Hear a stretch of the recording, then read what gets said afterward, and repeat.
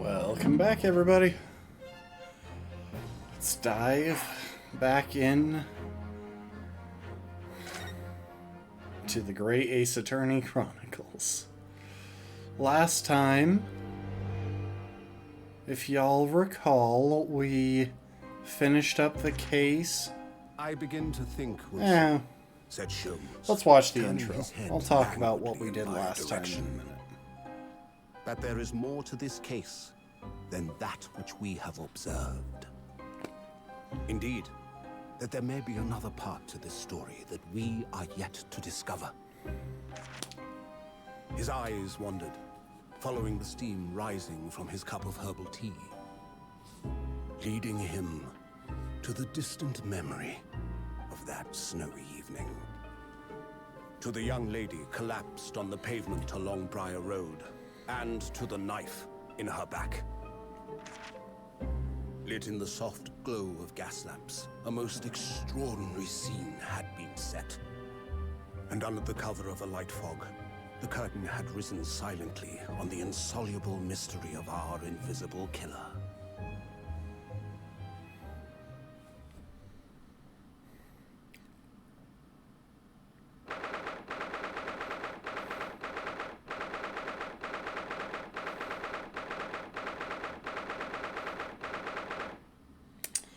February 19th, 9:47 a.m., British Supreme Court, Lord Chief Justice's office.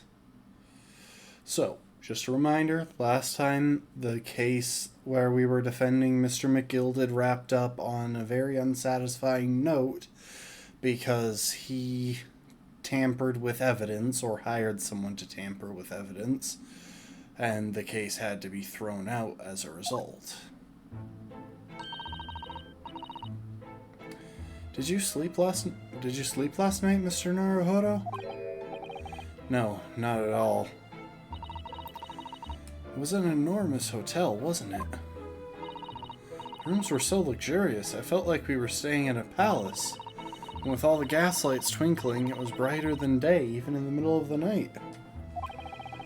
What about the enormous beds? After my time on the SS Beria, I wasn't going to waste a single inch of that space. I spent the entire night rolling from one side of the mattress to the other. Oh yes, it really was the sort of night you can only dream of normally. Wait, didn't he say that he hadn't slept at all?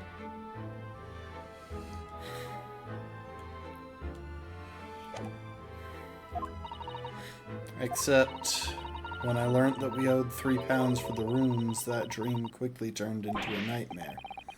Oh, sorry about that. The building was so impressive and the entrance so inviting, I just wandered in without thinking.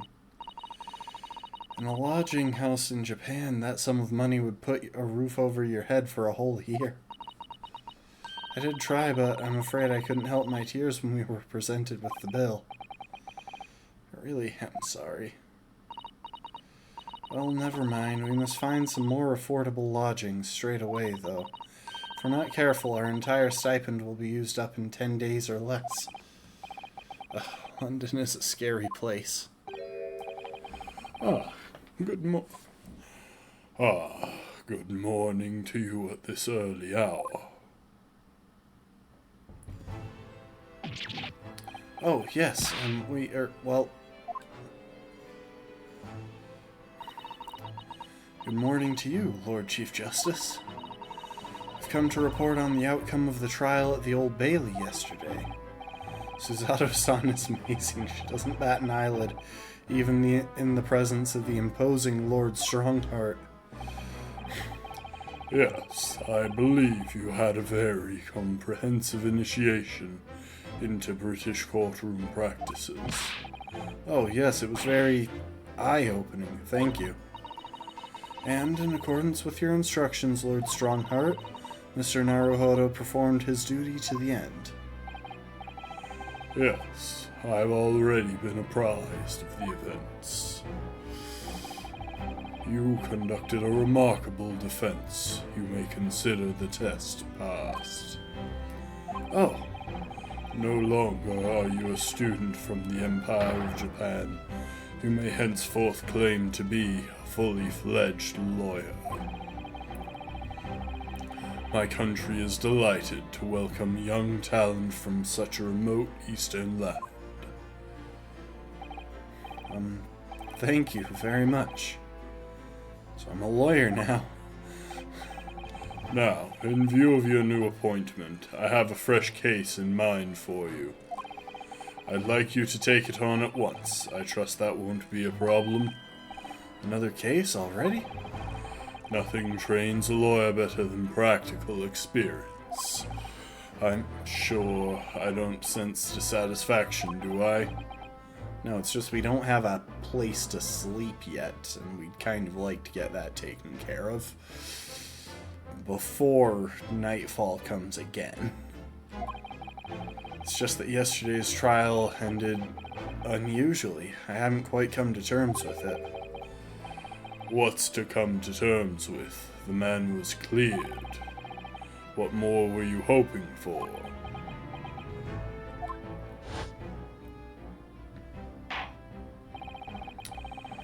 The culpability of the defendant has not at present time been established by this court. Consequently, the jury will not be required to proffer judgment. Well, Lord of Anziques, it's been a pleasure, so it has. And as for you, my dear fellow, I couldn't have asked for a better defense.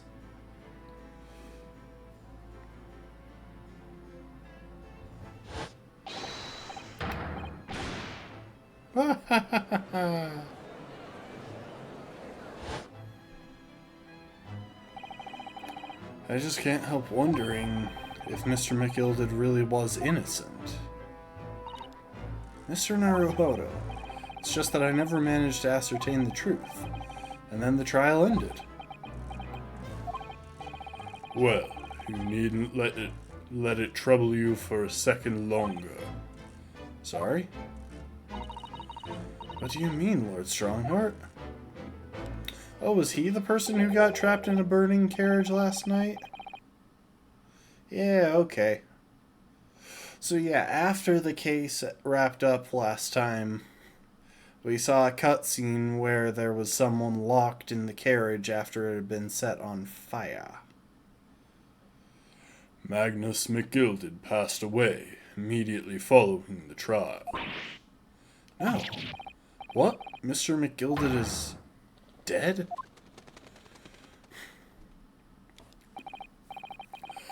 I have 19 minutes and 41 seconds until my next engagement. Time enough to talk.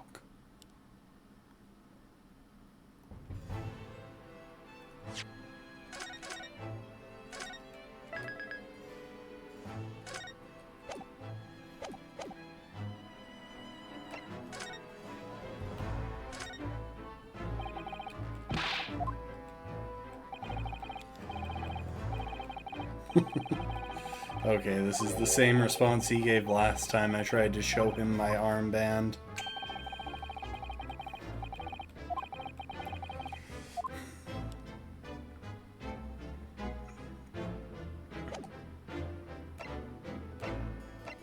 And I don't think there's anything new in his office, so we'll just talk. I don't understand. What happened? How can he be dead? After the trial concluded yesterday, there was a great commotion in the Old Bailey. As you'll presumably recall, an omnibus had been wheeled into the courtroom. Yes, of course. That was the scene of the crime which Mr. McGilded had been accused of. Precisely. Well, while the bailiff's attention was diverted by some other matter, the omnibus went up in flames. Oh. How could such a thing have happened?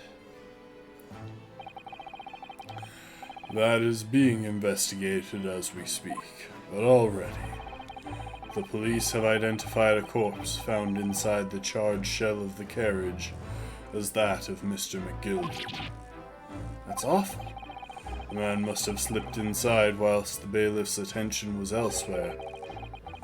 That bailiff really needs to pay more attention. How could that have happened?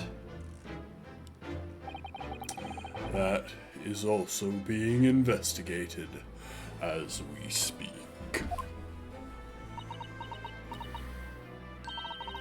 Thinking back now, immediately after the trial, Mr. McGilda did mention going back into the courtroom to look at the omnibus. He's probably not even really dead. He probably faked his death to get out of suspicion. Planning to operate from pretended death. Well, I must be making tracks now. It's time for the inspection. Sorry, what inspection? We're going to examine the omnibus again, so I'm told. I asked if I could be present for it myself. Again, we determined that he is Italian, just like how Ryu is Canadian. An inspection of the omnibus. Not to my knowledge, I don't believe Scotland Yard had any intention of re-examining the carriage. But then who was Mr. McGilda talking about? Never mind that now. The Yard is making a thorough investigation. This matter is no longer any concern of yours. Leave it to the police. Poor Mr. McGilda.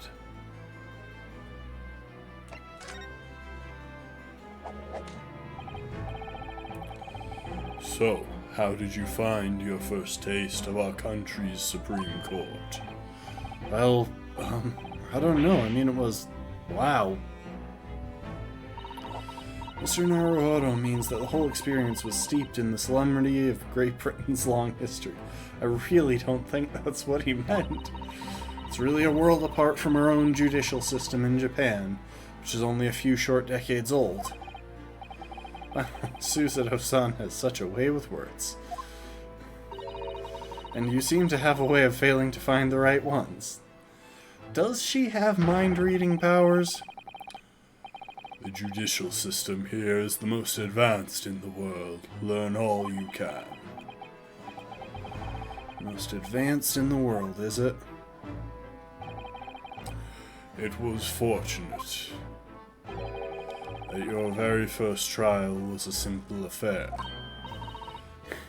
Simple? That was simple. As I believe I mentioned yesterday morning, it was a trial you couldn't lose. I don't mean to be contrary, Lord Strongheart, but the case was anything but simple. Circumstances of the case were so incriminating I was stunned when I first heard them. In fact, I'm still finding it hard to believe that we managed to get a favorable verdict. Something funny? No, my apologies. However, the fact is that you did receive the not guilty verdict you set out to achieve. And that can only be attributed to exceptional talent. Wouldn't you agree? Well, I don't know about that.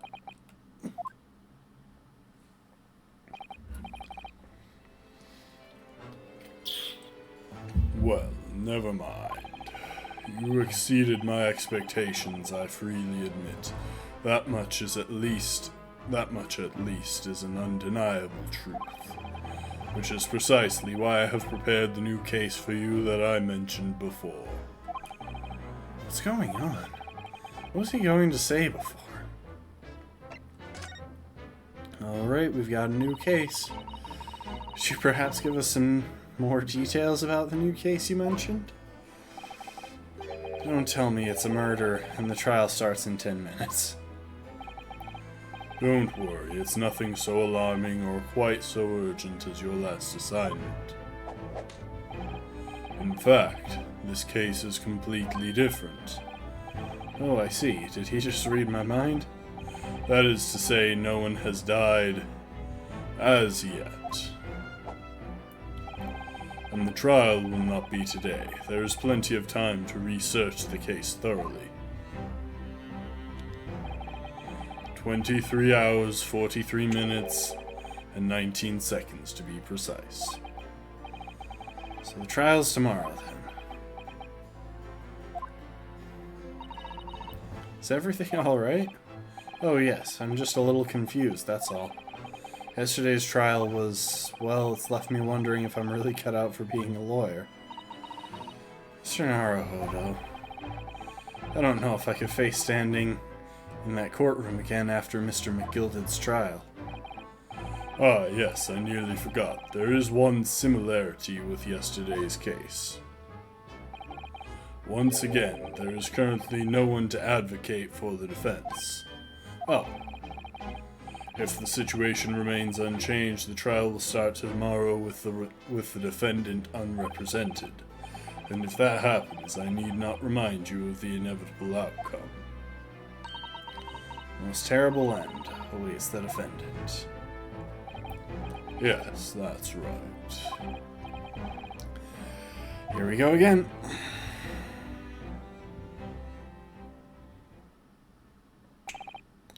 Your time is up. You will have to excuse me. I would advise you to begin making preparations for tomorrow's trial.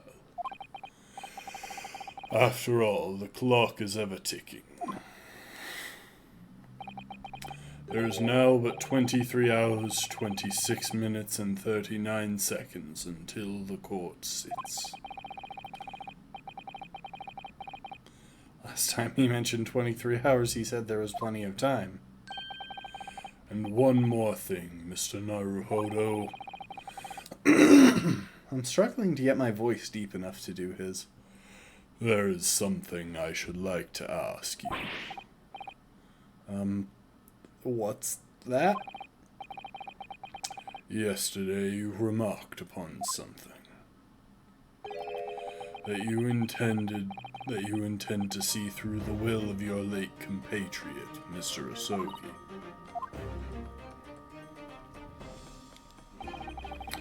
I would be interested to hear exactly what you mean by that. Inside 34 seconds. Oh, well, Cosmo always used to say, you see, that he wanted to learn how the greatest justice system in the world worked, so he could change ours in Japan. Now that he's gone, I'd like to work towards that myself. And there's another thing. Another thing? Continue. On the way here, on the steamship, he said something to me. Something very important that I have to do. Something very important. And what exactly would that be? He never had a chance to tell me. I suppose he would have done if he'd ever made it to Great Britain. You're out of time. Well, thank you for an enlightening discussion. Mr. Naruhodo, what's all this about? Mr. Asogi never once mentioned anything of the sort to me. I urge you both to focus your attentions on the matter at hand. I've taken liberty of summoning the police inspector in charge of the case. He's got chips. Fries. He'll be able to apprise you of the details. How long has he been there? So, I wish you the best of luck, and bid you farewell.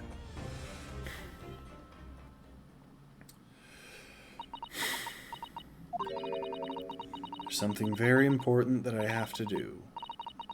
Kazuma-sama, what did you mean? I wish I knew, but honestly, he never told me. Anyway, we'd better talk to the detective, don't you think? Yes, you're right. I hope I'm just imagining it, but I wouldn't say he looks pleased to see us at all.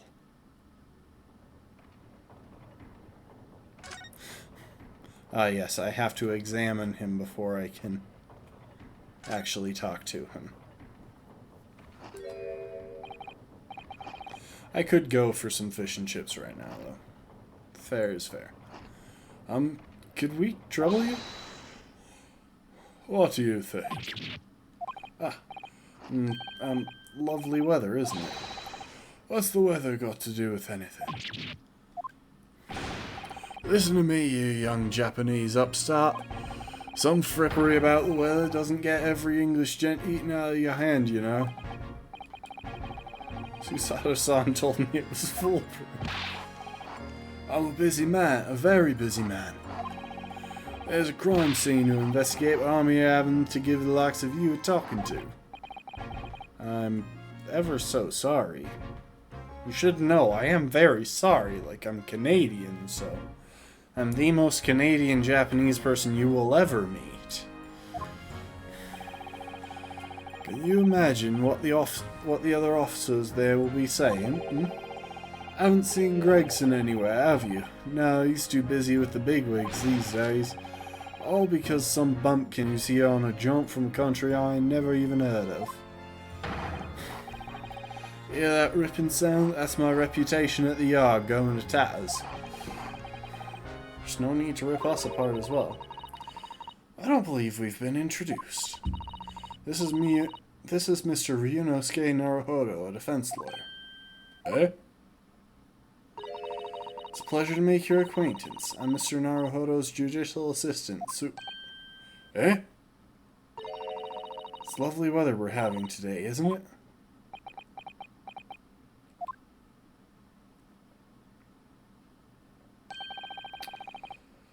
It's unseasonably fine, I grant you. London winters don't see a lot of sunshine. Unbelievable. How did she pull that off? So, Lord Strongheart has asked me to fill you in on the case. My name's Tobias Gregson, Inspector Gregson to you. I'm from Scotland Yard. Gregson? I'm Inspector Gregson. What's the matter with Susato-san? Does this detective's name mean something to her?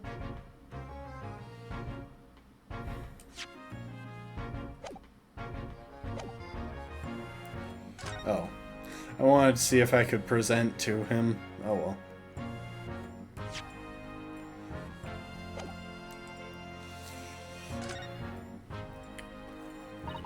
Inspector, are you perhaps the Inspector Gregson?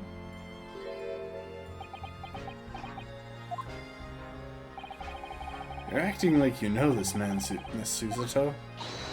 Oh, I skipped a bit. But he's a London detective.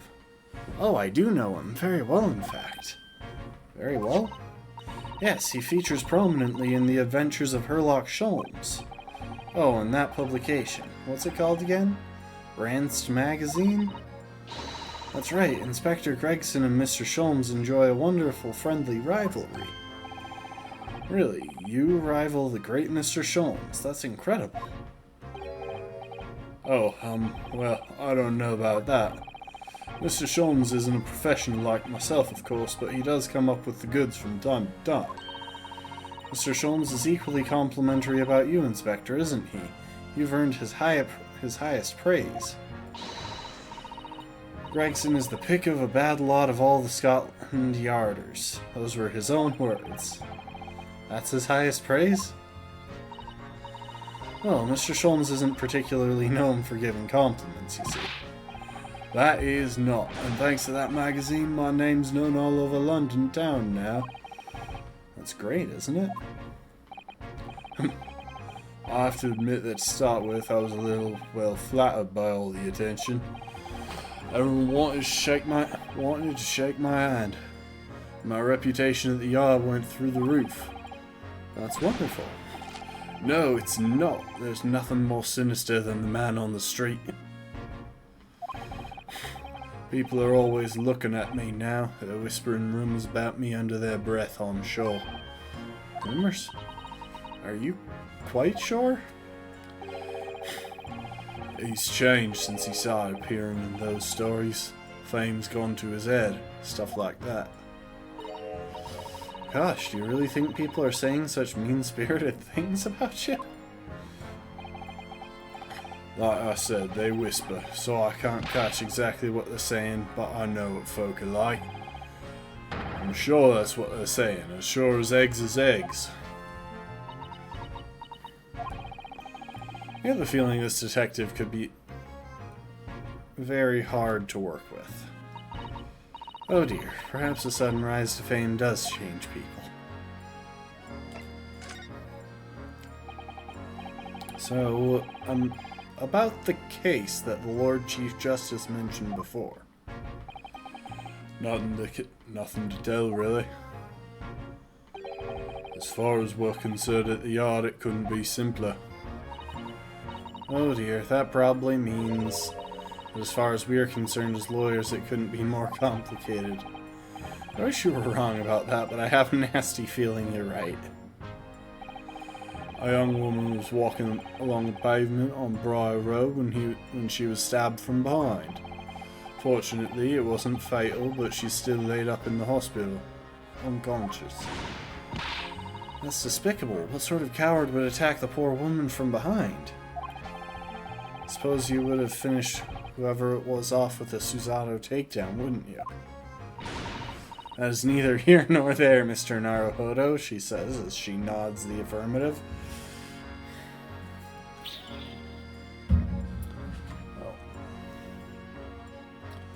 I almost forgot again to be sure that I don't go over. I'm going to drop a timer on my phone so I know when to start looking for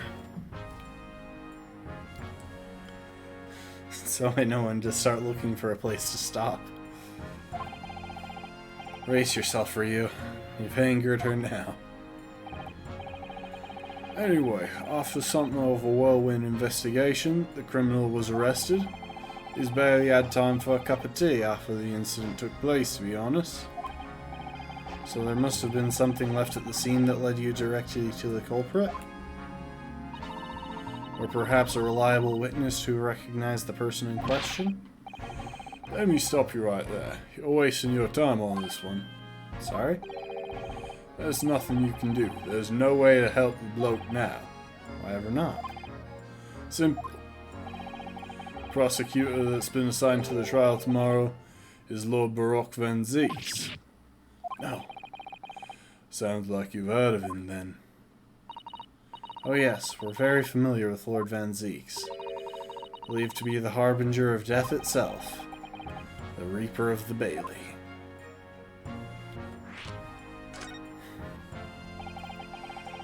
Lord Baroque Van Zeeks, who we faced in court only yesterday. Mr. McGilded told us about him before the trial, didn't he?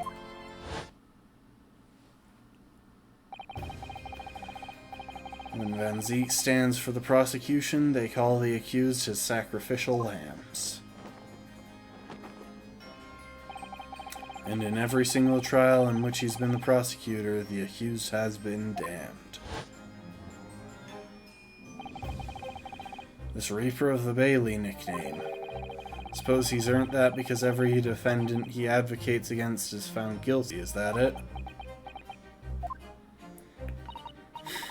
Well, if that's the case, we should inform you, Inspector, that in yesterday's trial against Lord Van Zeeks, Mr. Naruhodo secured a verdict of not guilty. Ah, and what of it? Oh, well, I think that means that even against the Reaper of the Bailey, it's not impossible to save the defendant. No, you really don't have a clue, do you? What do you mean? Assume we don't know and actually tell us instead of standing there stoically with your distinct lack of a chin. Because has anyone else noticed his neck just continues in a straight column? What happened to that bloke in the end, eh? He's dead. Ah. Magnus McGilded came a cropper in that omnibus when it went up in flames. So you can't rightly say you saved the defendant, can you? What are you saying?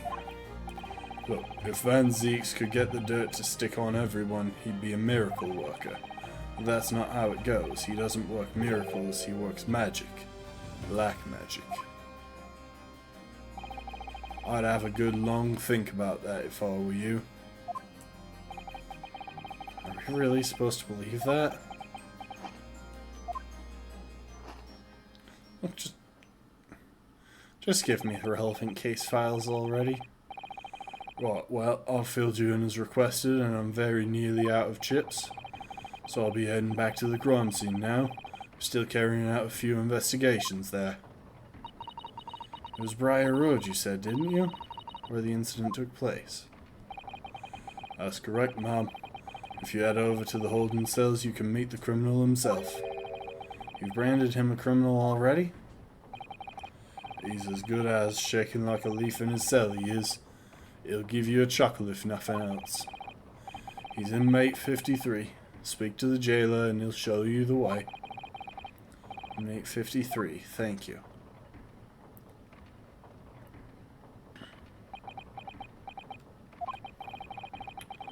So there's no helping anyone against the Reaper of the Bailey, they say.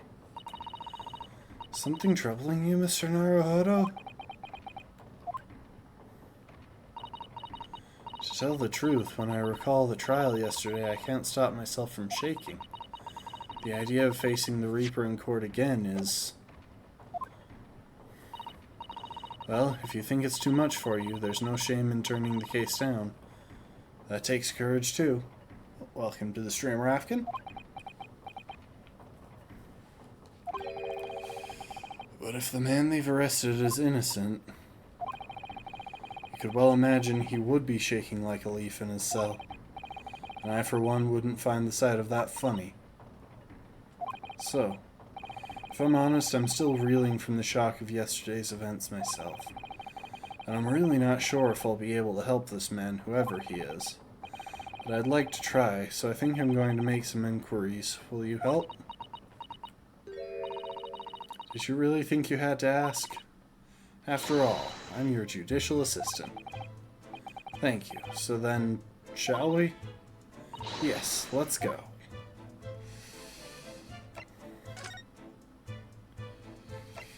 Honestly, while I'm curious about the scene of the crime, I'd like to meet our client first.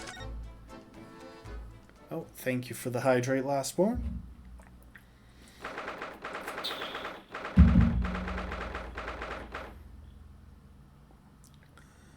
February 19th, local prison, cell 9.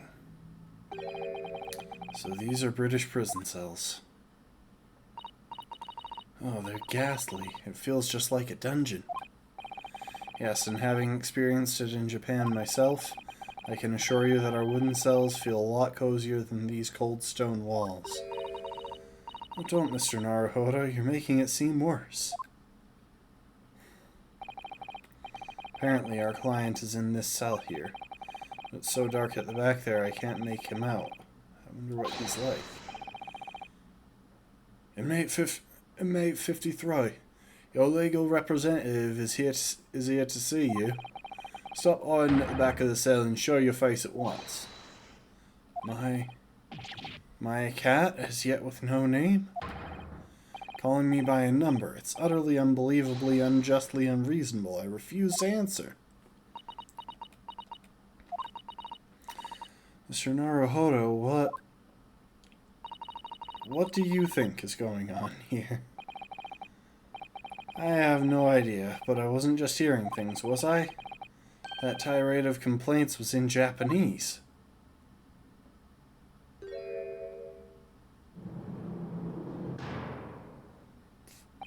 Okay, so it's not Inspector Hosanaga.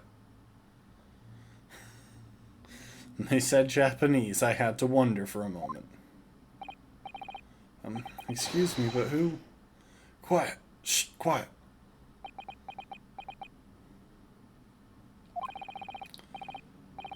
They're all around, hiding.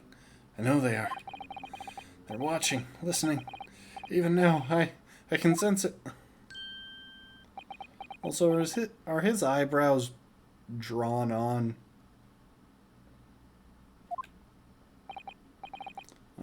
Right, so could I ask you who exactly... There you are, you've come to curse me, haven't you? Don't try and hide it, you're a ghost. A ghost?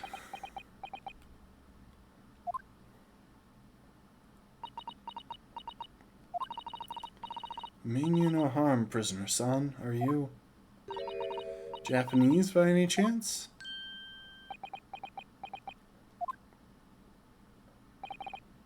This is beyond my wildest dreams.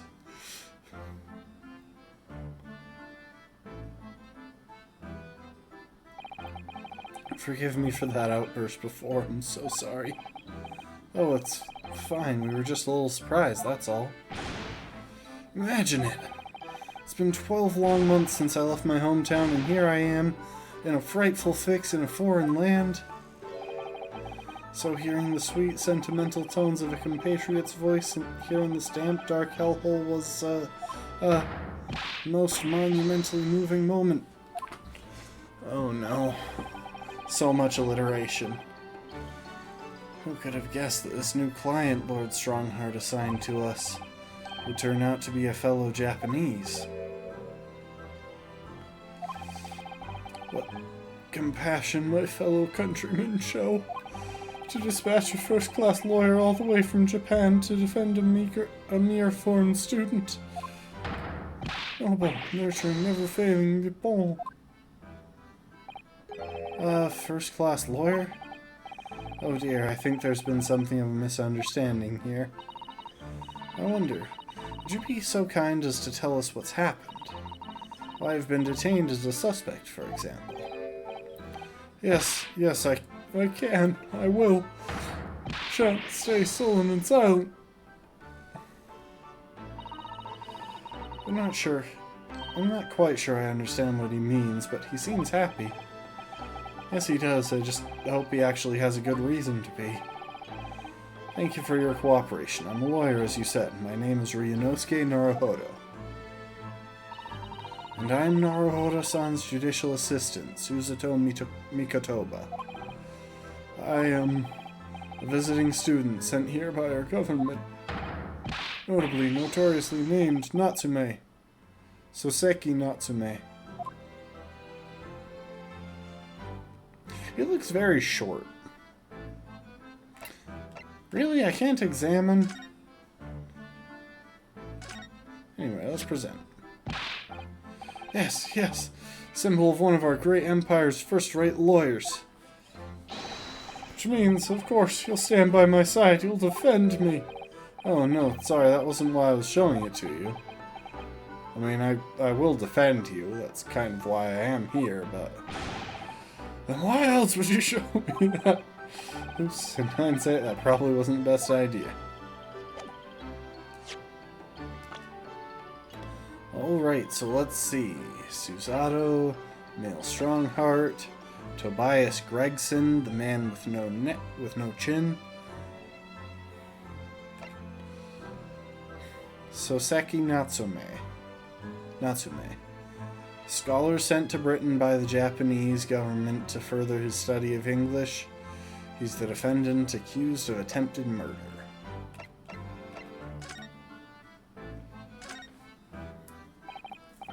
Soseki Natsume-san. What an unusual name. Call me Soseki, please. I'm a poet, you see, a writer of haiku. It's something of a nom de plume. A nom de plume? You mean an alias? That's right, Naruhodo-san. No, don't be so prosaic. It's much more refined than that. And haiku? That really reminds me of home. Did I hear you say that you were a visiting student, sent over here by the government? Yes, that's right. A year ago I was told to go and study English. First I had to suffer that misery, and now this. It's beyond the pale. Suffer that misery? Did you not want to study here? No, I mean, I've had an interest in Great Britain for some years, of course. Oh. But, just because the government tells you to do something doesn't mean you can do it? No. What do you mean? If they told me to study English literature, that I could have understood. That's my field. But no, they told me to study the English language. Utterly, unbelievably, unjustly unreasonable. I see. Only the other day, I was told to send a report about my first year here. I tendered a blank piece of paper. Wise words on whitewashy. You must be a man of great standing. Oh, yes. So I'm often told. And often like to be told, it seems. Alright, let's talk about your accusation. You should tell us why you've been arrested, Soseki-san. I didn't do it. I didn't commit that atrocious murder. Murder? Oh, no. It's alright. The woman didn't actually die, did she? She was stabbed with a knife right before my eyes. Before your eyes? You mean you saw the attacker? I didn't see anyone. What? If I'd seen the person who did it, do you think I'd be locked up in here? Oh dear. It seems this case is becoming rather complicated. Why me? Why me? Why did that silly woman have to be stabbed in front of me? It's the curse of London. It's incredibly, inexcusably, irritatingly inconvenient. Soseki-san was there at the scene, but he didn't see the attacker. It's vital that we find out more.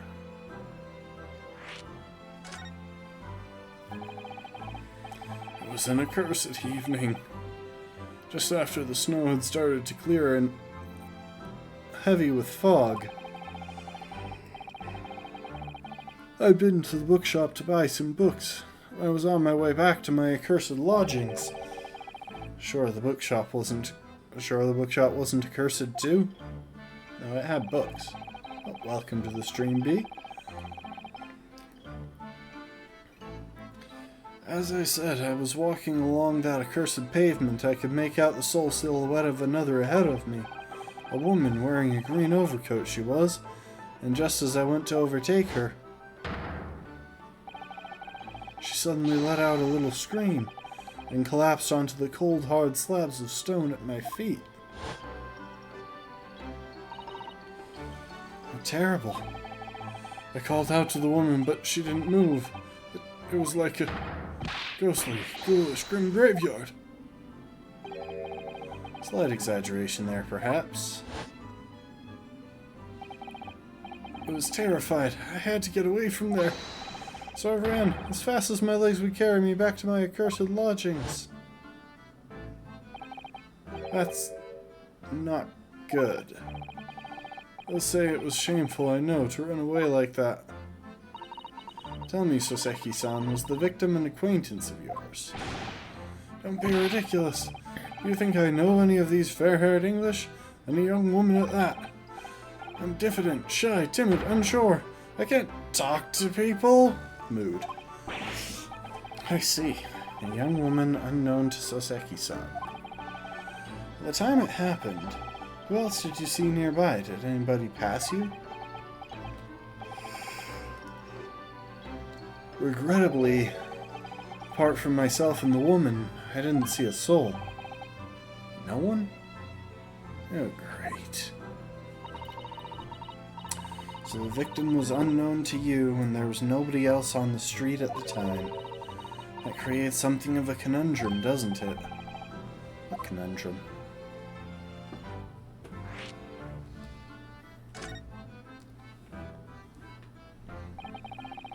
What do you mean, Suzaru-san? What's the conundrum? Well, if what Soseki-san has just told us is true, there's something I can't explain. He says that he didn't know the victim and that there was no one else at the scene. Then he apparently fled without having been seen.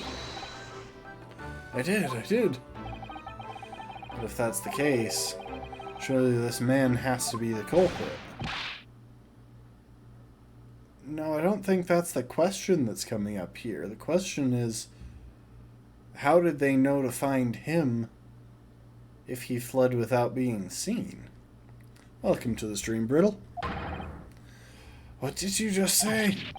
Nothing. I didn't say anything. Perhaps I thought that a little loudly.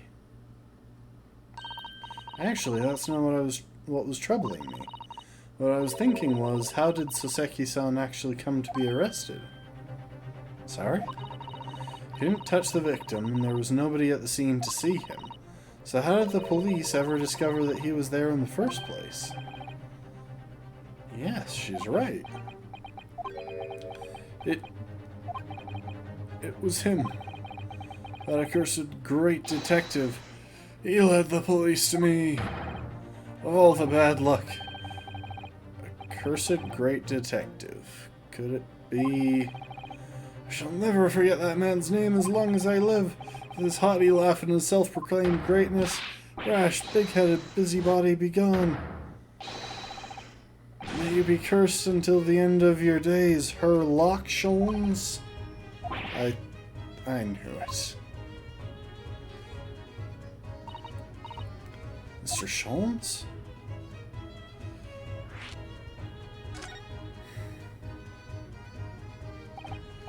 Well, I didn't expect to hear that name from this man's lips, that's for sure. It was the morning after that nightmare had unfolded on the pavement before me. I was gnawing on a sliver of hard cheese when some men suddenly burst in through the door. They started shouting at me, "This is the police, put the weapon down!" Yes, it was the thin sliver, and yes, it was hard, but I wasn't eating a weapon! Disgusting dietary discrimination devils! You clearly had a trying morning yesterday. And there he was, in the middle of all the policemen, grinning like a Cheshire cat. That Herlock Sholmes. It's actually just Herlock Sholmes. He's English. I've since found out he's a famous name in detection here in London. Yes, the great detective is really very well known. And his overly sharp mind managed to deduce my whereabouts, apparently. He thinks I'm the knife-wielding madman. Me, this weak stooped kitten of a man. I wonder what great deduction process led him to his conclusion this time. You mean to say that Mr. Sholmes' deduction was the only reason the police arrested you? That would be really most unreasonable. Well, the thing is, I was thrown into a panic when they barged their way in. Of course you were. That's only natural. I was terrified and trembling, and they kept throwing question after me. In impossible English. Fiendish foreign flimflammery. Well, we are in England. You can't really blame them for questioning you in English. Good point, but my mind went blank. I knew I had to answer, but I didn't know what to say. So I just kept repeating things like, yes I do, and I'm fine. Next thing I knew, I was in manacles. Before I knew it, I was thrown in here. Oh dear, I'm afraid that's hardly surprising. I'm fine? He's not fine now.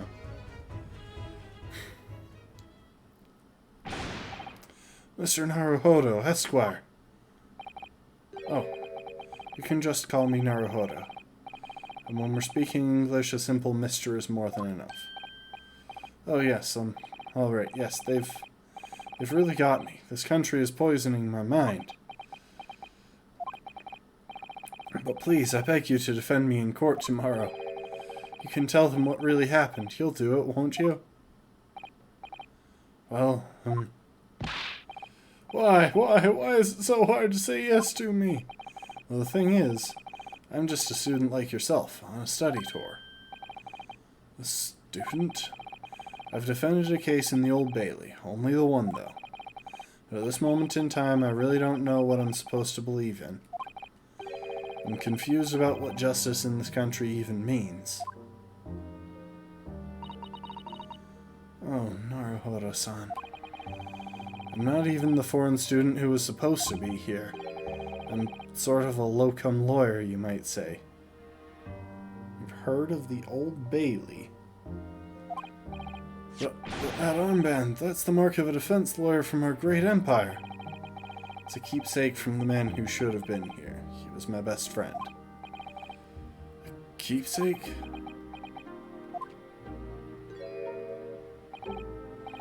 I know exactly what they're saying about me. Oh, who do you mean? The lawyers, all the British defense lawyers, they won't defend me. Goodness, why? Why do you say that? For the same reason as you noted before. When it happened, there was only the victim and myself around, and I ran away from the scene of the crime. I'm not a fool. I know it looks as though I must be the culprit. It must be very hard for you, Soseki-san. Anyway, I'm a student from overseas. I'm just a foreign nobody to them, someone not to be trusted. I heard them openly laughing about me before, in my earshot, without any compunction at all. Any trial for this man would be a waste of time, they said, and of course the foreigner did it. They even had to go to say the man doesn't understand half of what's being said anyway. It's awful. They're wrong. I've studied more English than half of the policemen out there on the streets. Traveled halfway around the world to learn about these people's country and its great history. But no one here wants to listen to a man with a strange accent. They all hate me. So at the very least, I'd like to entrust my fate to someone who can listen to me in my native tongue. You could do it, couldn't you? When I look into your eyes, I can see it. I can see what you've been through. Soseki-san, it's just that...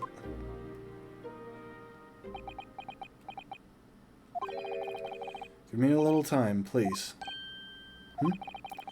I'll do what I can for the time being. What do you mean? We shall investigate the case as thoroughly as possible. If we can find some clues, it will give us a much better chance, I'm sure.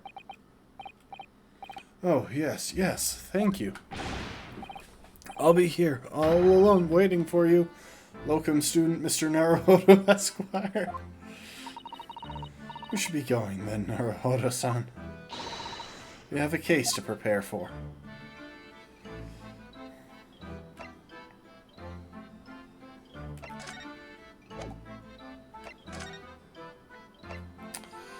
Alright. Let's see what the deal is here.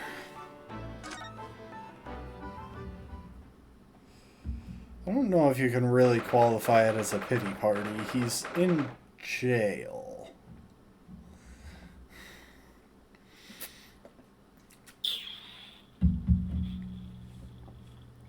Okay, so I imagine that the damaged bike is going to come into play somehow.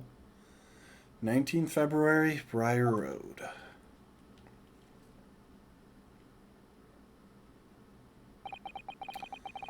So this is where it happened, Briar Road. Ah, look, Mr. Naruhodo. Look at that regulation metal helmet. It's unmistakable. Men of Scotland Yard are here. They're investigating as we speak. That is their job, you know. But Mr. Naruhodo, to see one with my own eyes. They're often depicted in the adventures of Herlock Sholmes, but I never dreamt I'd come this close. To a real Bobby's helmet. What? The helmet. Of course. I have to try one on one day. Well, I hope your Hattie dream comes true. Oh no, it's the dude without a chin. What's the great Japanese delegation doing here? Oh, Inspector Gregson. This isn't on the tourist trail, as I'm fairly sure you're well aware. Yes, of course. We're here to investigate. So you've been to the holding cells then? What do you make of the criminal? He's not a criminal, as you put it, Inspector. He's a suspect. We'll see about that. You Japanese like to stick together, I suppose. Well, do what you will. It don't bother me. Bloke's in the courtroom tomorrow, whatever happens, and the verdict's a foregone conclusion. Stone cold air of rejection. Take heart. London at this time of year is full of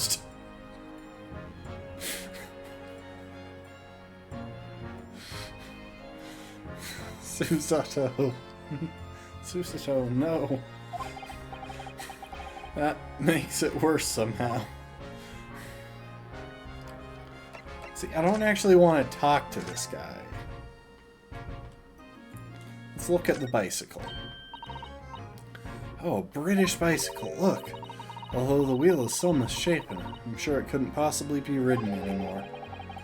Someone must have been doing some breakneck cycling.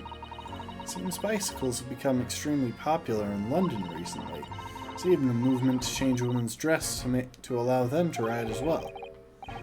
Bicycle fad won't last. I don't see anyone would want to ride something like that. This is a bit of an inside joke in the series. In the Phoenix Wright trilogy, we find out that Phoenix, the main character there, only rides a bike. He doesn't have a driver's license. At one point, he even questions electric bicycles because, well, the way he sees it, you ride a bike to get exercise with the point of having a motor on it. Goodness, do you dislike bicycles? No, not at all. I mean, it's not that I dislike them exactly. It's just that any occupation that involves taking both your feet off firm ground seems reckless. If you ever tried walking on stilts and fallen into a river, I know you'd agree with me. I'll have to hire a bicycle sometime. You can sit behind me while I ride around.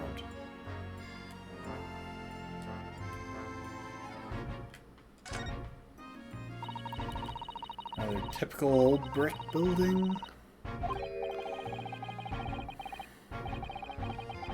Time has taken its toll. It's crooked and sagging all over. Looks in decidedly worse shape than the other houses around here. Let's find some cheap lodging ourselves as soon as possible. Yes, you're right, cheap but ideally with reasonably level floors.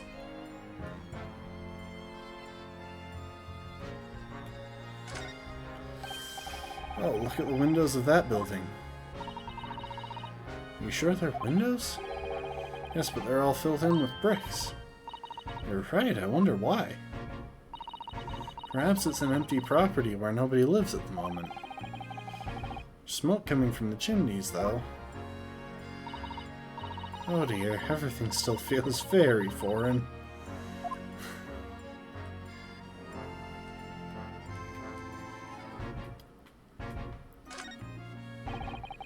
Clouds look so big and heavy. Dense fog, everything looks hazy.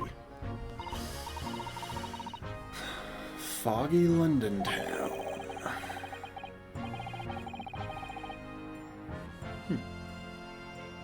Some sort of spire through the fog. It looks like it's still being built, though.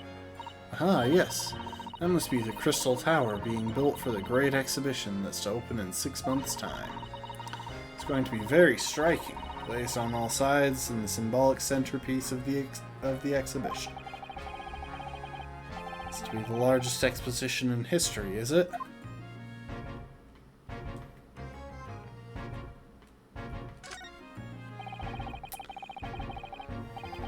Piles of snow. The road is covered in carriage tracks.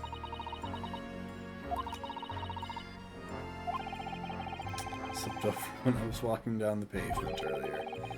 Seems like it would be far safer to walk on the road instead. Oh, but you're rather small, Mr. Naruhodo, and dressed all in black. A worried coachman might not see you, and you could be flattened by horses.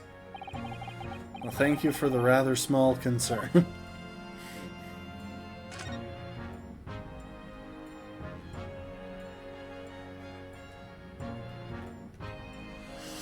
Okay, so we're near a brewery,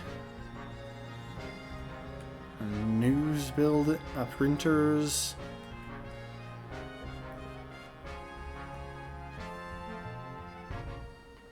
And I think that's William Robbins' Practical Optician.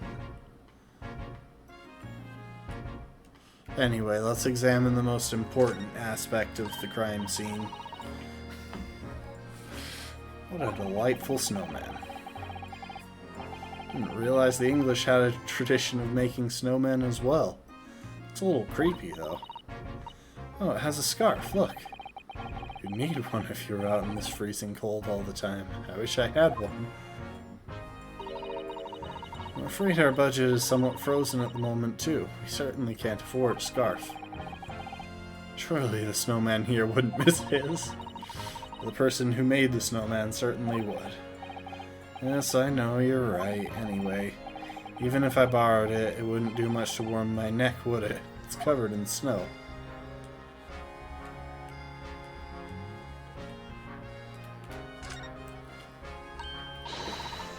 Scotland Yard carriage.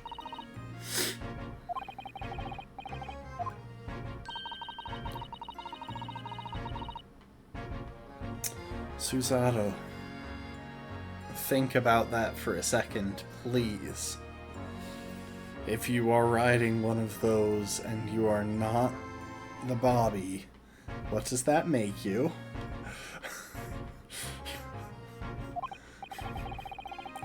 Just pick up a stone and throw it through one of the windows then. Well, that would mean being arrested in order to ride it, wouldn't it?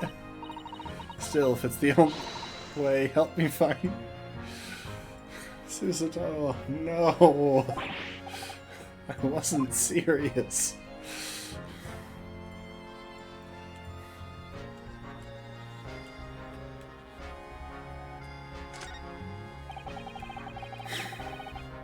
That's where the incident occurred. It's a very wide open space.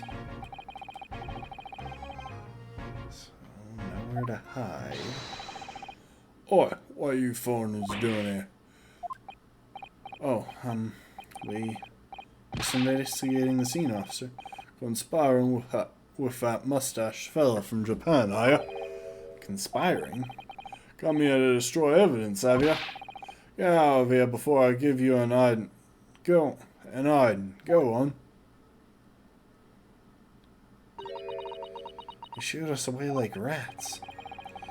So we should give him a wide berth, I think.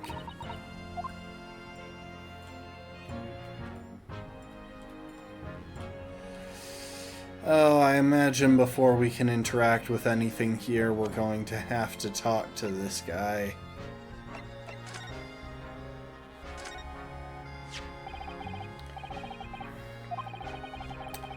I'm not supposed to know what that is. I've never seen that insignia before.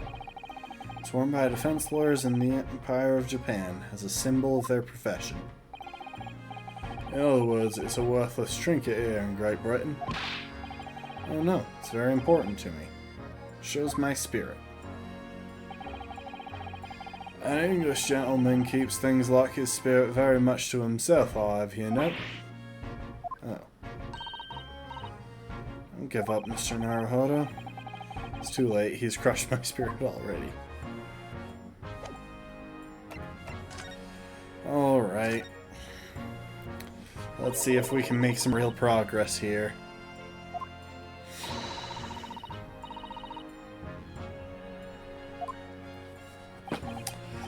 The Yard is the most sophisticated police organization you'll find anywhere in the world, ma'am.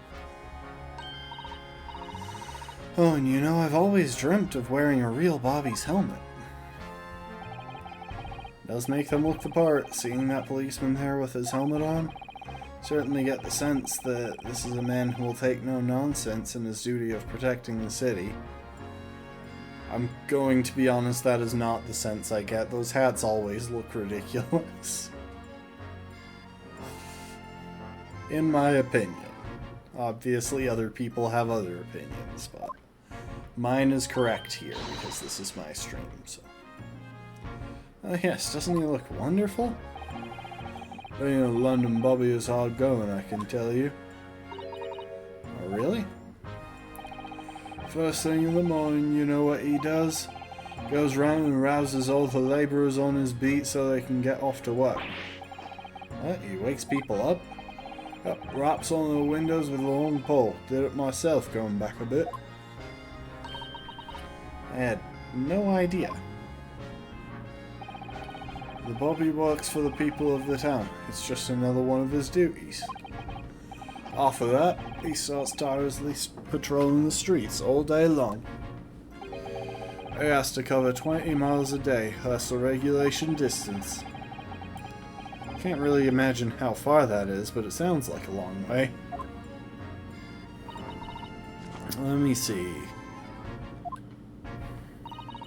20 miles, that's approximately the distance from Tokyo to Yokohama. On foot, that's definitely taking things a step too far. And when it gets dark, of course, he has the important job of lighting all the gas street lamps. Oh my. I suppose in between all of those duties, bobbies are expected to investigate cases as well. And chase after criminals trying to evade the law. I'm not sure you could call it in between exactly, more alongside, but yes.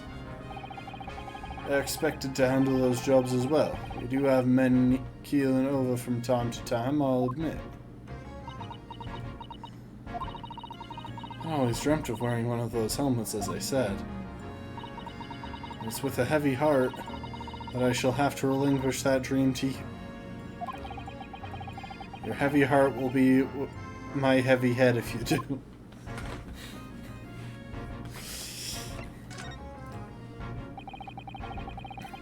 It happened at around 5 in the evening 2 days ago, just there on that open bit of pavement. The victim, a young woman, was stabbed with a blade from behind. Is it right that the lady is still unconscious now? You mentioned that she's being treated in hospital. I never said she was a lady. Truth is, unless she comes around pretty smartish, we won't be able to find out much about her at all. Haven't been able to take a statement from her. Here's a map of the local area I happen to have on me. You can take it if you want. Really? You sure? It's your policy to give lawyers defending suspects the odd bit of information to go on. I haven't actually accepted the job yet, but still. Thank you, Inspector. Gratefully accept. Let's take a look at that map.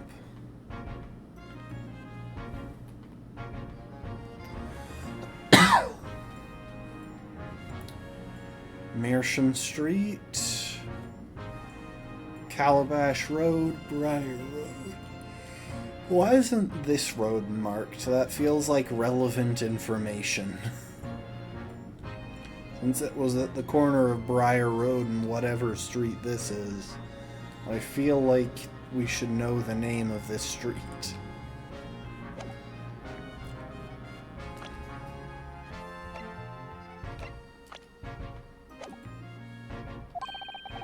As far as we know, there was no one else on the scene other than the victim and your fellow countrymen. So who did it, do you think? Not much of a head-scratcher, is it? Well, I know Mr. Natsume is also claiming not to have seen anyone else around, but just because he didn't see anyone doesn't mean we can be sure that nobody else was present. I'm sorry I have to tell you, but we most certainly can be sure. How? Because, ma'am, the precise moment of the stabbing didn't go unnoticed. What? We have two very reliable witnesses, no less. It was a typical foggy London day, and your client obviously didn't see him. There were witnesses. Who are these witnesses, Inspector? A fellow and his wife, and the man's one of the most reliable and respected citizens in all of London. Okay, so it was him. Gotcha. He's a couple from Scotland Yard. Policeman. That might change things. And this policeman just happened to be there at the exact moment the woman was attacked? Nothing peculiar about that, ma'am. Part and parcel of being a bobby. Catching them banging the act and all that. Do you think it might be possible for us to ask that policeman a few questions? Be my guest. You can ask him what you like. In court tomorrow. No.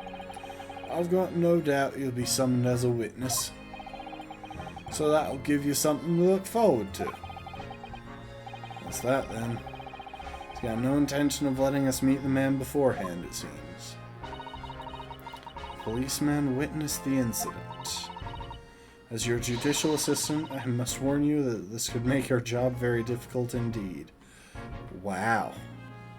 Did you piece that together all by yourself, Susie? Yes, as a non-judicial assistant, I could have warned me of that too. Oh yes, one more thing, Inspector. What? The person who led you to the suspect. I heard that was Mr. Herlock Sholmes. What are you bringing him up for?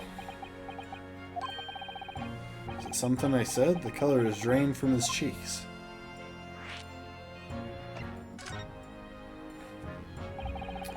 That twitchy Japanese bloke goes on trial tomorrow. Are you going to defend him or not? Well,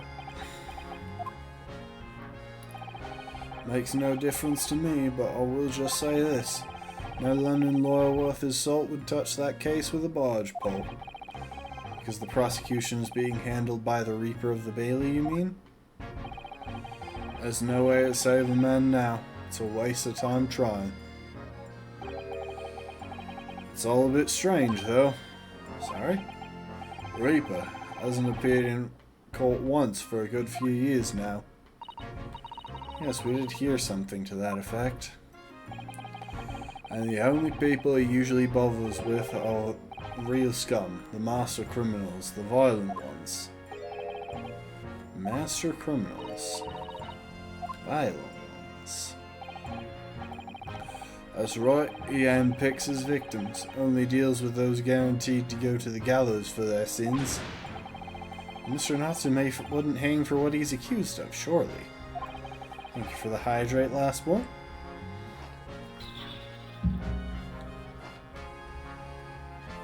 That's just my point, sunshine.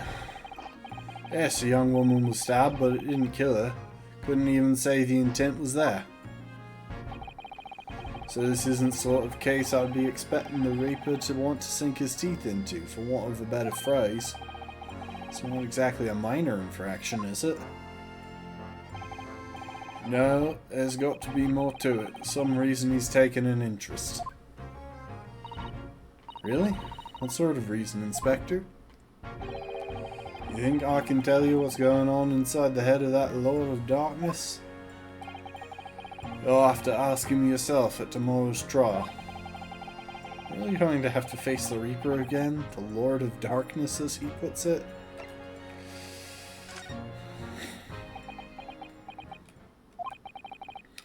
Who did you hear that name from?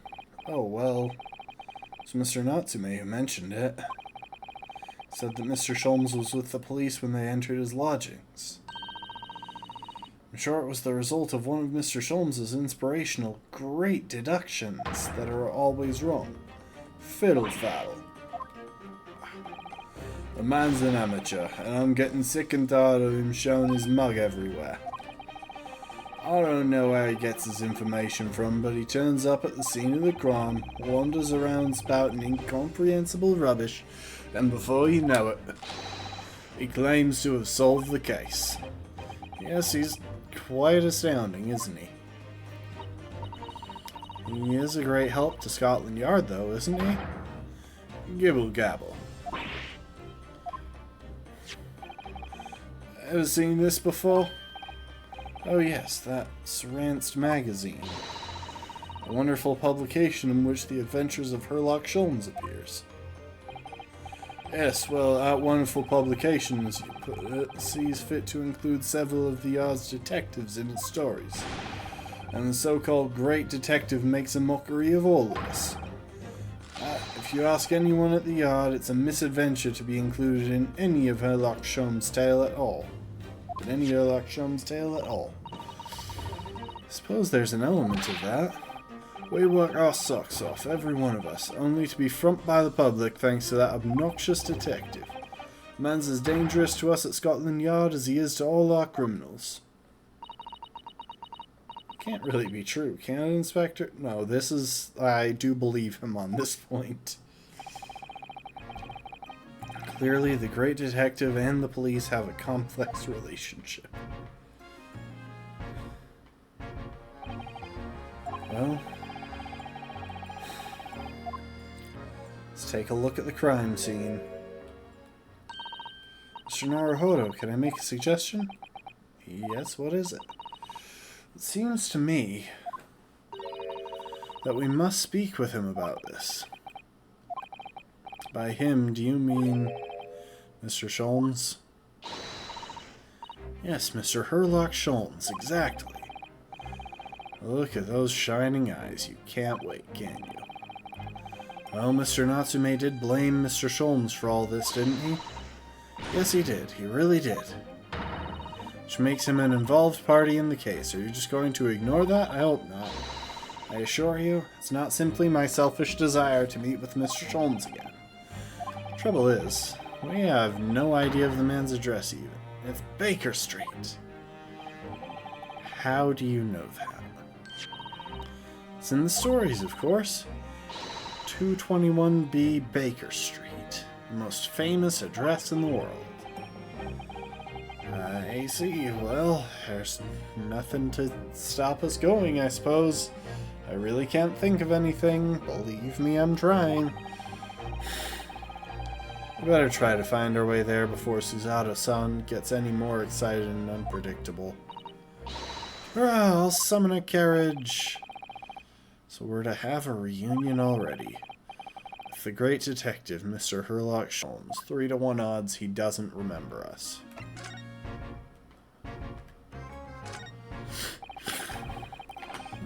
The officers...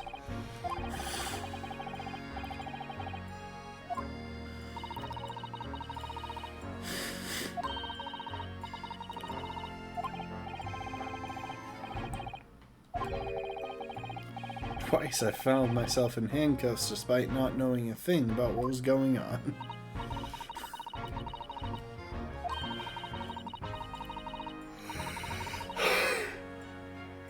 I'm sure it's that wide-eyed look of panic you're so prone to. It does you no favors at all.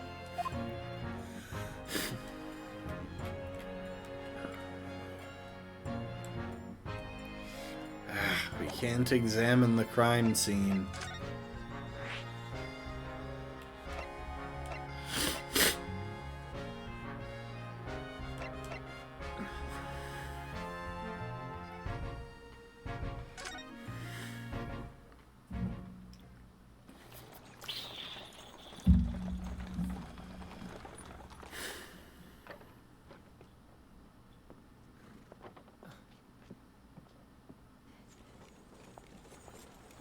Thank you very much. It's just up there overlooking the street. Good day. Thanks again.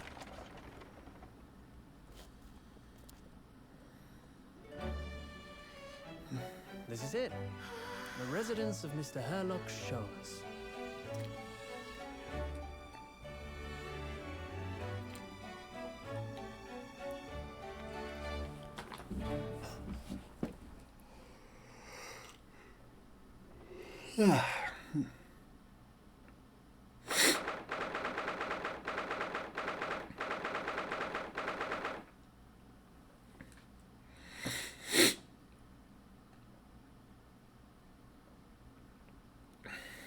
What's with the shoes?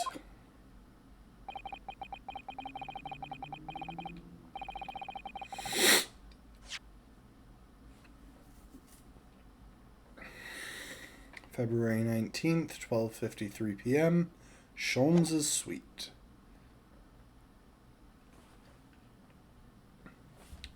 Hang on a sec, sorry.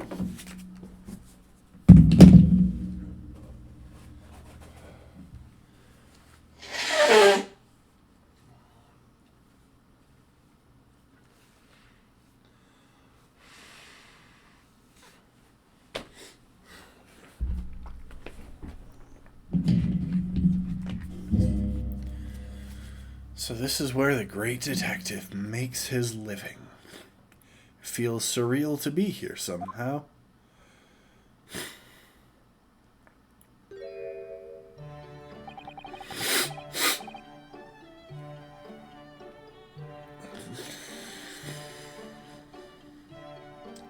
Is it as described in the stories, Miss Susato? Miss Susato?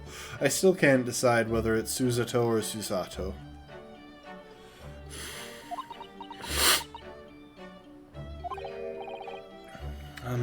Susato-san? Many famous cases have been solved here in this very room.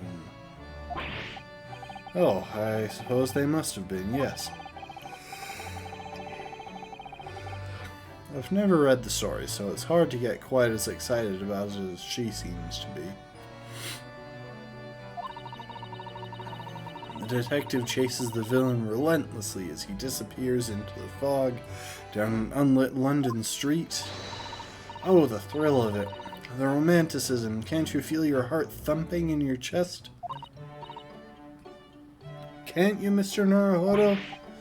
Oh, I suppose I can, yes. So if you don't mind, I'll just stand here and soak up the atmosphere for a while longer. Actually, I'm gonna need you to go find us a place to stay.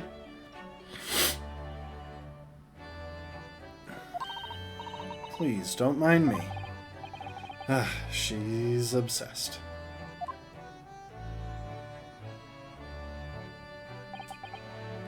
Well, looks like our detective friend isn't home at present. Excuse me, is anybody home? Oh, do we have a visitor? Oh, do we have a visitor? Hello, is it a big new case for Mr. Sholmes? Hello? We met this girl after the trial yesterday. Wait, aren't you...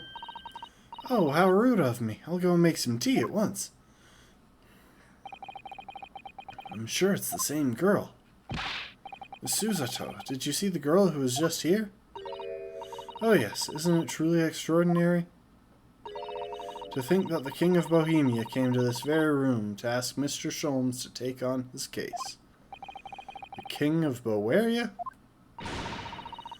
King Wilhelm Grotesreich Sigismund von Ormstein, of course. Sorry, I'm drawing a blank. Forget the adventures of Herlock Sholmes for a minute and look over there.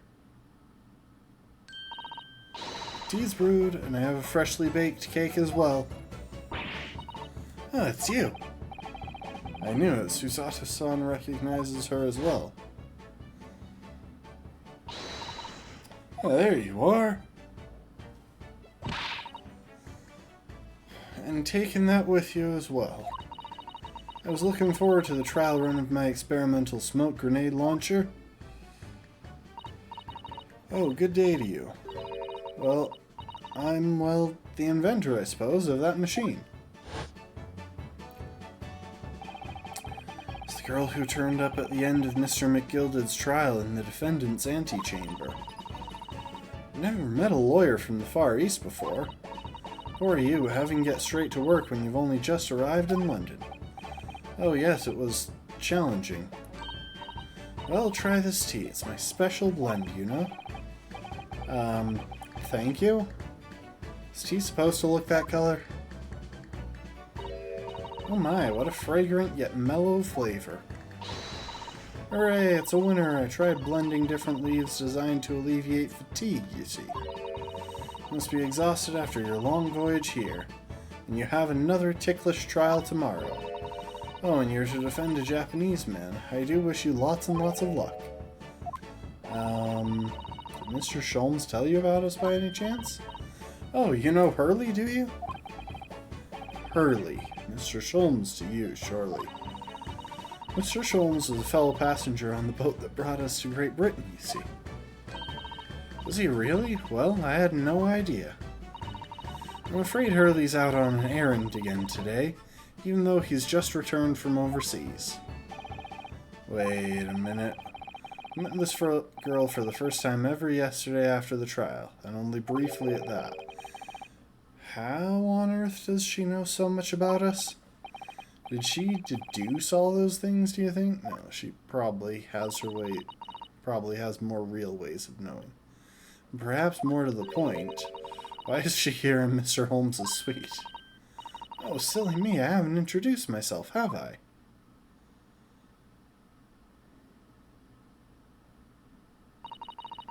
It's a great pleasure to meet you both. My name is Iris Wilson. I live here together with Hurley. Oh, Iris, is it? What a lovely name. What? What's the matter? No, wait, this can't be. Did you say your name is Wilson? What's the matter with Susato-san? Why is she so flustered all of a sudden? Yes, that's right. And what are your names? I'm Ryunosuke Naruhodo, a lawyer from Japan. Oh, sorry. I'm Mr. Naruhodo's judicial assistant, Susato Mikotoba. Wonderful to meet you. Lovely, Susie and Runo. Got it. Susie and Runo. There's more to this girl than meets the eye. I have so many questions for her, and I don't know where to start. Yes, and so do I. Now, excuse me while I ignore her because I'd rather investigate the room.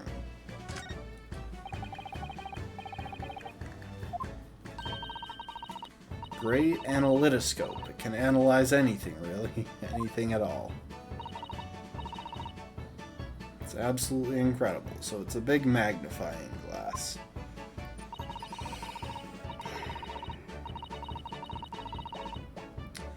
One of Hurley's inventions, it took him a whole year.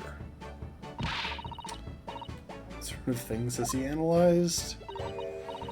Actually, he hasn't used it for anything yet. Why not? Apparently, on the evening he finally completed it, it suddenly occurred to him, I don't actually have anything I need to analyze.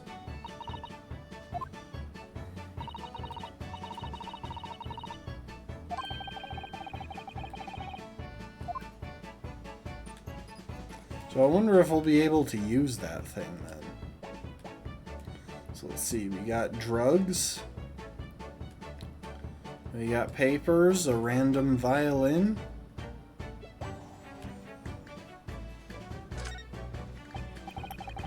I've seen pictures of Western musical instruments like this. It's called a violin, isn't it? Of course it is. Mr. Sholmes is renowned for his violin playing. Really? Absolutely. It's often explained in the stories. It's inspirational, Mr. Naruhodo. Inspirational. I immediately started playing the koto, which was the closest Japanese string instrument I could find. It was a shame you couldn't bring it with you to London. Oh yes, well, Papa was beaming when I asked him if he would buy me one, but after a while he asked if I would only practice when he was out of the house. So now it's merely an ornament in my room. That must have been awkward. Second-rate strings. Hang on, I want to see what that... want to see what that achievement is actually about.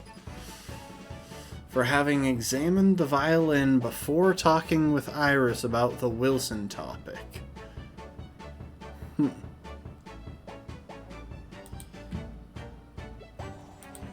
Feels like that would be a really easy... Hang on. There we go. A really easy achievement to miss.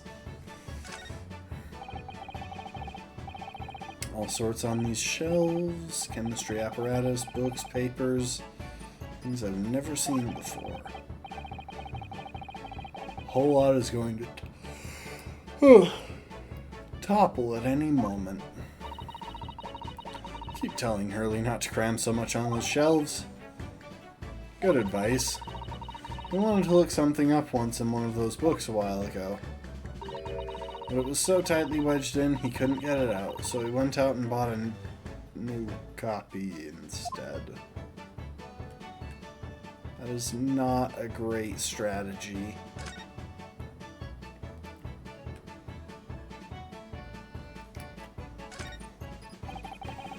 I like this fireplace. One of the best things I've seen since we arrived in the country, in fact. Yeah, he's probably been pretty cold. Can't relax. Not when there are so many interesting things on the mantelpiece. Well, it's just as it was described in the stories. It is. Yes, inside that Persian slipper, for example, are my chocolates for elevensies. And transfixed by that large jackknife is my shopping list for the market. Oh, it's not quite how I remember it being described. Poor Susato-san, she looks crushed.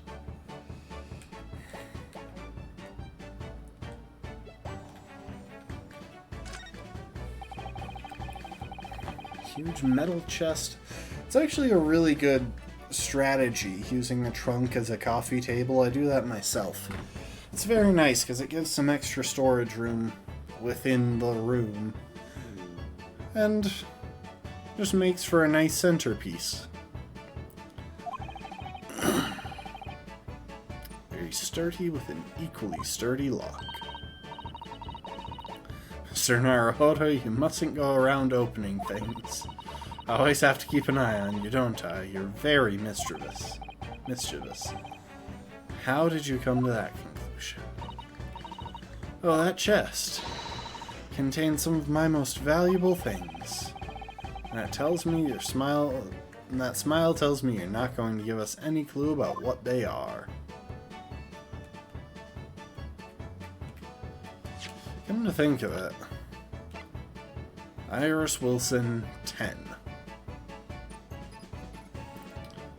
She has a degree in medicine and is the author of a popular series of short stories.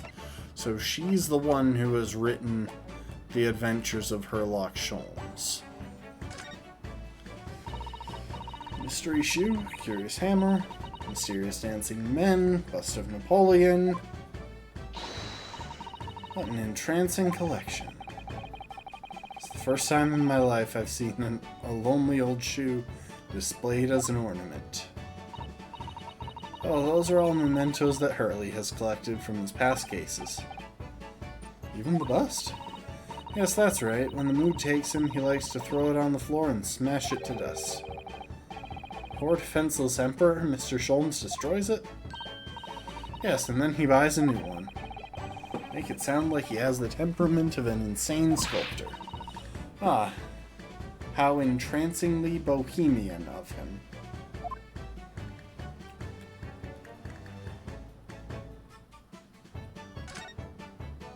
I don't even know what I just clicked on. Blackboard. Black Peter? What does that mean?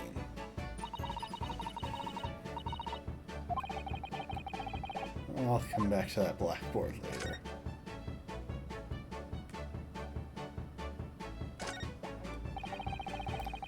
Beautiful English tea set, and so neatly arranged. Favorite pastime of mine, a cup of herbal tea in the afternoon. Tea made of herbs? That's right, I grow all sorts of herbs in the garden, so I can experiment with different blends. One moment, don't go away. I'll brew a pot of the special blend I came up with earlier today. She looks delighted. I only hope it's safe to drink.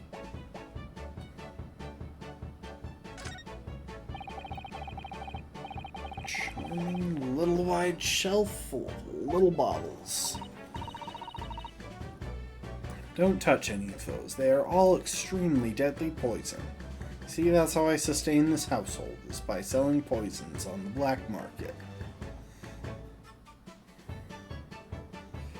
Yeah, I've decided it. She is the hardened killer. They might explode. Exotic chemicals, do you use them for exciting experiments? Yes, indeed. As Hurley always says, chemistry is an explosive science. I agree. A single discovery can trigger an explosion of innovation all around the world. Or perhaps he just meant it literally. Mental note, do not touch any bottle that belongs to Iris. Yeah, that's probably a smart call.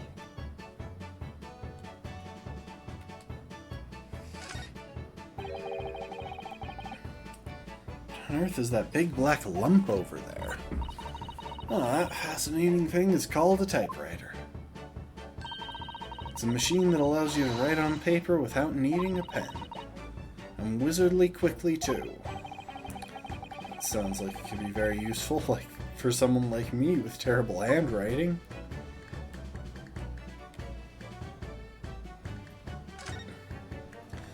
Alright, I ought to talk to her, I suppose. But first, I'm a lawyer.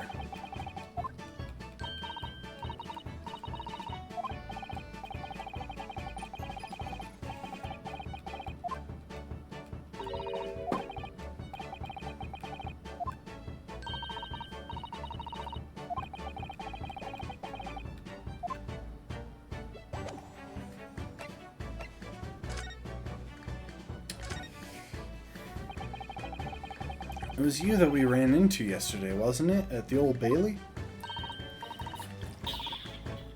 Yes, that's right. You were ever so helpful. Thank you so much. Oh no, not at all. Sorry we couldn't have been more welcoming. Well, at the time, we did have a rather large gun pointed at us. Like this? Thinking back now, you left with Miss Lestrade in tow, didn't you? Yeah, see, Miss Lestrade. Best character in the game so far. Like, she's unhinged, but at the same time, at the very least, you can kind of follow her train of thought. She seems vaguely sane, is the thing. Like, she swings around that gun, but in other ways she seems at least mostly sane. Oh, Ginny? Yes, she's a professional pickpocket. Yep, we found out. It's very naughty of her to pinch my invention like that. You referring to that trial-disrupting gun-like contraption? Exactly, so I followed her, you see, to get it back. Perhaps I should think about fitting a self-destruct mechanism in my inventions. This girl is dangerous. Anyway, I brought Ginny back here after that, so she could apologize to my trusty technician. Your technician? Hurley, of course, silly. Hurley? Yes, Herlock Sholmes. We live here together. I had no idea the great detective had such an interesting young daughter. Daughter? Not likely. What? I wouldn't call him Hurley if he was my father, would I? Well then, what is your relationship with Mr. Sholmes? Well, I expect you've found out that lodgings of any kind in London are very expensive. So the solution is to share the cost with a partner, a roommate. Your roommates? Hope you don't mind me asking, Iris, but how old are you? 10 at last this year. Well, what of your mother and father? Oh no, they're not around. Oh, I see. I wonder what the story is there. Oh, we've got a desk buddy showing.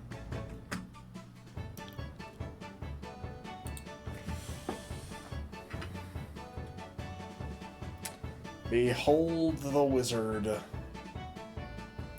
is he.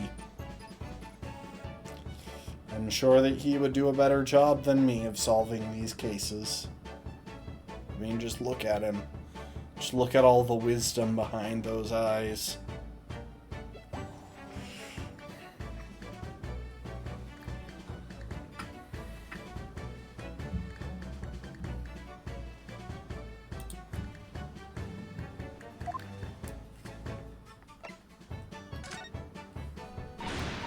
Oh yes, there's something I must ask you. Of course. Go ahead, Susie. I'm a great fan of the adventures of Herlock Sholmes, and Oh, you have a copy of Rance magazine. Yes, I read every issue. It's delivered all the way to Japan on a ship. Oh, this is so exciting. My stories are being read on the other side of the world. My stories? That's right, Hurley is always solving such amazing cases, you see, and he tells me all about them. They really are quite fascinating. It would be such a shame if I was the only one who ever heard them, don't you think? Goodness. Last night he was telling me all about a new case he just solved on a steamship, traveling from a faraway land. So I was just in the middle of typing up the manuscript for the next issue before you came. So did we just... Oh, I'm sorry, I haven't been showing the screen properly. It's okay, I've been narrating. So you are the author? Yes. I'll let you in on a secret if you like. I'm going to call this latest adventure the Speckled Band. Speckled Band? That's certainly very familiar. Of course, I always change one or two details in the stories, here and there. This time I had the idea of making a venomous snake be the cause of all the trouble. Oh, that was Mr. Sholmes' first thought as well, actually. Yes, and of course I know that a snake might not be a credible fit for the facts of the case exactly, but it's a story. Some poetic license is justified to make it more thrilling, I think, don't you? So, do you mean to say... Are the stories about Mr. Sholmes that are published in Rance magazine all written by me? Yes, on my wonderful and very modern typewriter. But all the stories I've ever read are written by a doctor of medicine, Dr. John H. Wilson. Susato-san's getting more and more worked up. Ah, yes, that's me. I mean, my name really is Wilson. But what about the doctor of medicine part? That's all true, too. I am a doctor of medicine. No, at 10 years old? At 10 years old. Well, that's quite incredible. But Dr. Wilson is an English gentleman. Ah, yes. I did alter the setting slightly for the stories to be more compelling.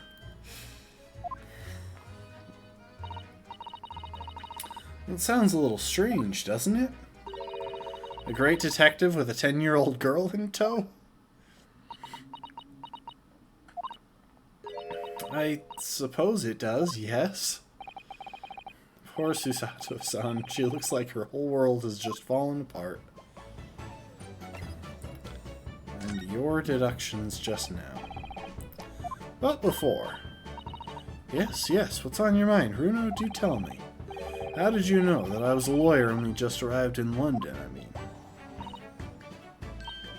Yes, oh, and that we have a difficult trial tomorrow. How did you know all of that? Oh, that's what you mean. Please, tell us how you did it. Explain every detail. Of course, I'd be delighted, although there's really no mystery. Now, let's begin. Iris Wilson is proud to present her logic and reasoning spectacular. Oh no. First of all, I knew that you were a lawyer, Runo. After all, I met you yesterday at the Old Bailey in the defendant's antechamber. But you'd also said that we'd only just arrived in London. How did you know that? You have tickets in your pocket. Who are you? I observed a passport and travel ticket protruding from your breast pocket. Oh. So I was reasonably confident that you must have only just arrived in country. And on top of that, you accepted a case against that particular prosecutor, telling me you were unaware of London's court affairs. Reaper of the Bailey? I walked right into that one, didn't I? Why does Susie have a stamp on the back of her hand.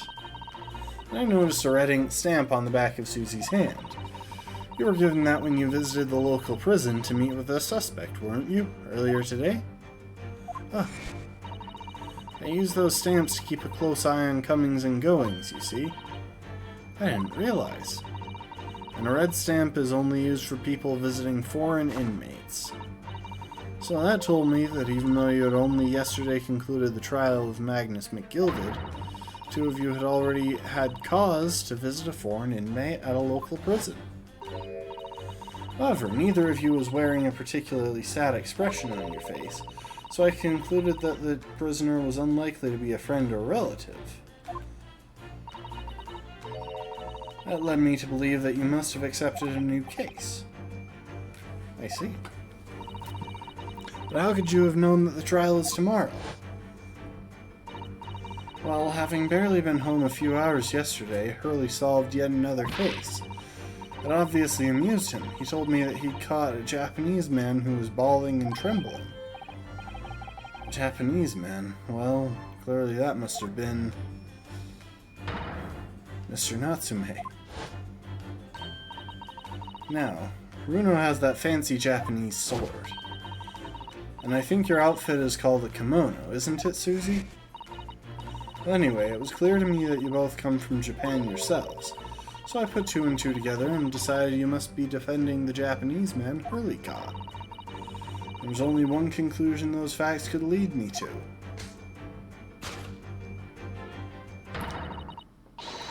You both came here to ask Hurley about the case.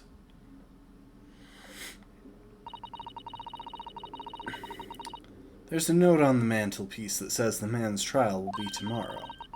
Hurley is always stabbing his notes with a knife, you know. He is silly. And that's all there was to it, really. Thank you for listening. I'm Iris Wilson, and that was one of my great deductions. So what we're seeing here is that she is capable of intelligent thought. And Herlock Sholmes is a pale imitation of her.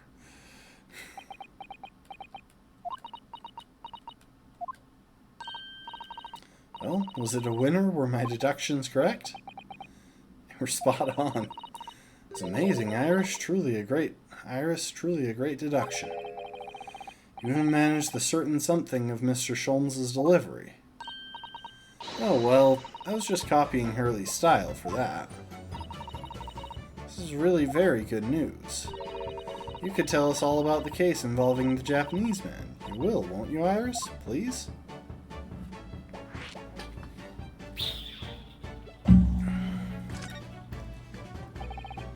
So yesterday, Mr. Sholmes apprehended a Japanese man, you're saying? Yes. Hurley had just arrived back in London after his sea voyage, but the police were waiting for him at the railway station to take him directly to the crime scene. Ah, great detective is a popular man, it seems. Apparently, a woman was stabbed on a quiet street somewhere in town. There were witnesses who had seen a short, shifty-looking stooped man running away from the scene. Short, shifty-looking stooped man. Yeah, that's an accurate description. Mr. Natsume, beyond any doubt. Soseki-san said that he didn't see anybody else on the street at all, but it seems there were witnesses after all. Hurley used his great deductive powers to determine the man's address. There was a lodging room very nearby. He went directly there with the police, and what did they find? A short, shifty-looking stooped man shivering in fear. Mr. Sholmes' great deduction certainly hit the mark that time.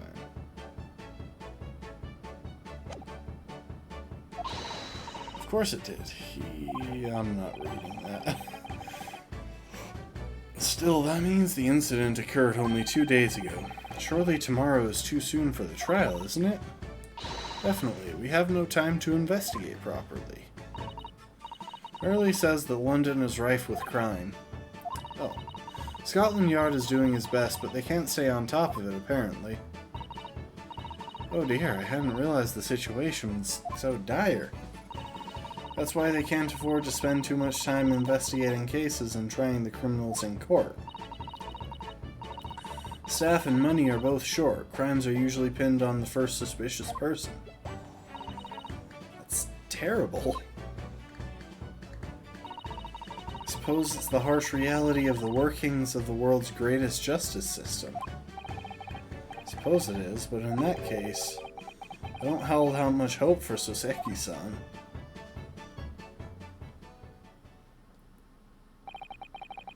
Thank you for answering so many of our questions, Iris. This has been very informative. Oh, you're most welcome. I've had so much fun. You happen to know where Mr. Shulns is at the moment? As you guessed, we'd like to ask him some questions about this case as well. Ah, well, we expect Hurley is still investigating the scene. The case involving Mr. Natsume? Yes, Mr. Natsume. Hurley said he was going to the man's lodgings.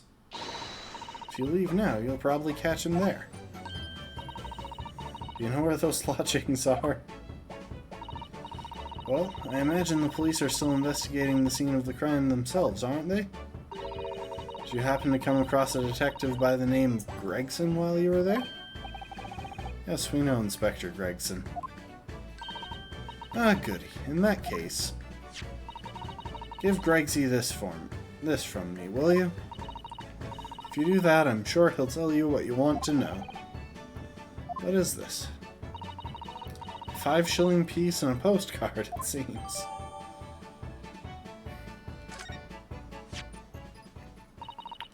It reads, "Tell the gentleman in black whatever he wants to know. I trust that won't be a problem?" Gosh, this will make the inspector help us, will it? Thank you, Iris. We'll give it a try.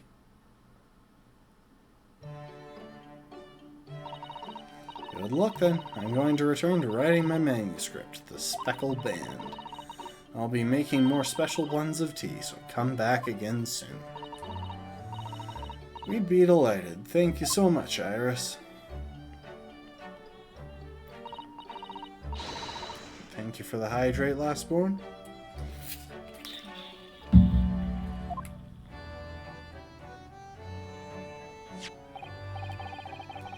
Somewhat dubious that they would exert any influence over the men of Scotland Yard at all. They headed back to the scene with Iris's curious note, and one of the world's heaviest silver coins in hand. So, I'd actually like to examine that. A 5-shilling piece, or a crown. Whatever you... Yes, and you can train a Scotland Yard detective to do whatever you want with just a single one. Iris must be the most powerful 10-year-old in the world. How much is 5 shillings, by the way? What is it really worth? Well, it's probably enough to buy all the chips the inspector could possibly eat in a whole month. That's greasy.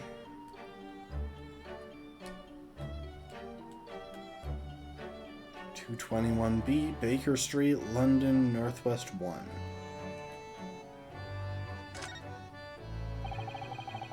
Iris's little handwriting is adorable, isn't it? She does have dang good handwriting. Which doesn't make sense, because she's a doctor. Tell the gentleman in black whatever he wants to know. I trust that won't be a problem. That sounds vaguely threatening. The handwriting might be adorable, but the message is ominous. There's no room for sentiment there. Sure, it's simply the way you're interpreting it. No, it's not. Anyway, I do hope the inspector will tell us what we need to know when he reads it. I don't think it'll just make him munch piping hot chips until steam comes out his ears, do you? Wouldn't be an entirely terrible outcome.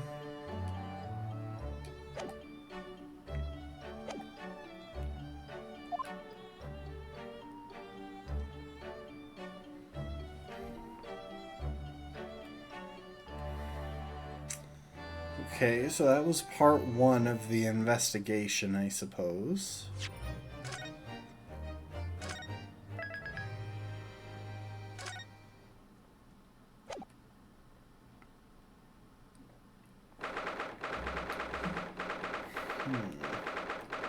How close are we getting? We are almost at the timer. In fact, there is literally a minute and a half left on it. So we might not go too much farther.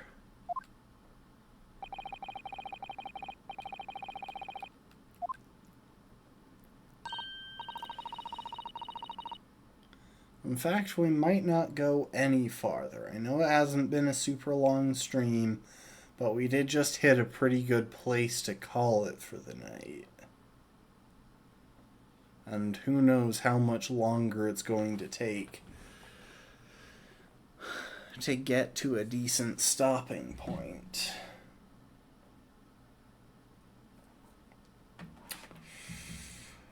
Yeah. I'm thinking we'll probably keep sticking to relatively short streams. Admittedly, this is one of the shorter streams that I've ever done, but like, if we keep going...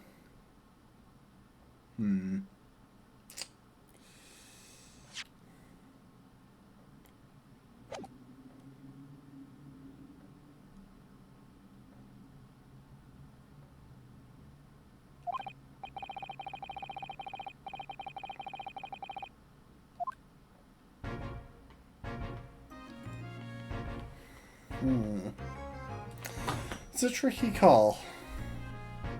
So on the one hand, we're at a good stopping point, but on the other hand, we haven't been playing for that long.